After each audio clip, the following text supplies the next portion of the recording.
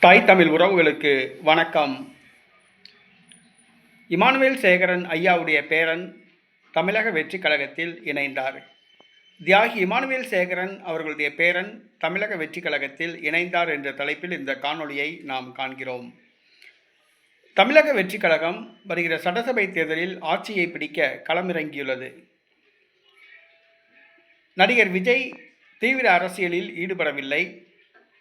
கட்சியின் கொள்கைகள் கோட்பாடுகள் வகுக்கப்படவில்லை. கட்சி கட்டமைக்கப்படவில்லை. இந்த சூழ்நிலையில் மாற்றுக் கட்சியிலிருந்து பலர் தமிழக வெற்றிக் கழகத்தில் இணைந்து வருகிறார்கள்.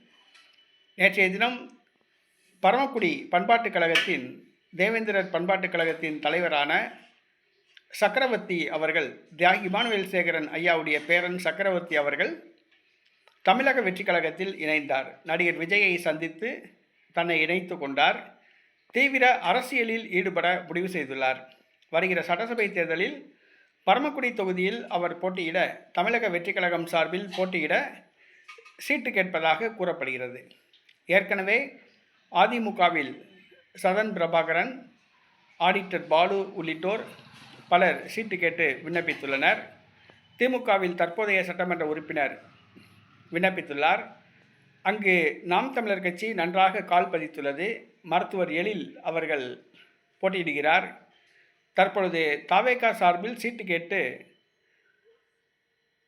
போட்டியிட முடிவு செய்துள்ளதாக பிரவீன் சக்கரவர்த்தி அவர்கள் போட்டியிட முடிவு செய்துள்ளதாக கூறப்படுகிறது.